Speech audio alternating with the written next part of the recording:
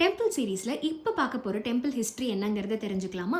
கைலாசத்தில் பார்வதி தேவி ரொம்ப வலாட்ட சிவபெருமானோட கண்களை மூடிடுறாங்க. அப்போ இந்த உலகம் இயக்கத்திலிருந்து நிப்பாட்டப்படுகிறது. உடனே கோவப்பட்ட சிவபெருமான் பார்வதி தேவியை பூலோகத்துக்கே அனுப்பிடுறாராம். அப்போ பார்வதி தேவி ஒரு மாமரத்துக்கு அடியில் உட்காந்து ஒரு மண்ணால் சிவலிங்கத்தை செஞ்சு சதா சிவபெருமானை நினச்சி தியானம் பண்ணுறாங்களாம். இந்த பக்தியில் உருகி போன சிவபெருமான் இவங்க பக்தியை டெஸ்ட் பண்ணும் அப்படின்றதுக்காக ஒரு புயல் மாதிரி ஒரு மழையை வர வைக்கிறாங்களாம். உடனே ஐயோ மணலில் செஞ்ச சிவலிங்கம் கரைஞ்சிட போகுது அப்படிங்கிற பயத்துல பார்வதி தேவி அந்த சிவலிங்கத்தை இறுக்கி கட்டி பிடிச்சுக்கிறாங்களாங்க.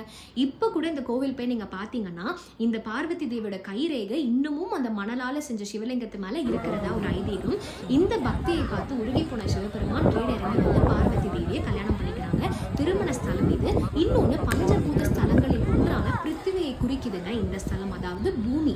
அண்ட் பார்வதி தேவி உட்காந்து ஒரு மெடிடேட் பண்ணாங்க இல்லையா ஒரு மாமரத்துக்கு அடியில, அந்த மாமரமே 2000 வருஷம் பழமையானது. அப்ப இந்த கோவில் சுமார் 3500 வருட பழமையான இந்த டெம்பிள் தமிழ்நாட்டில் இருக்கிறது நம்ம எல்லாருக்குமே ஒரு பெருமைங்க.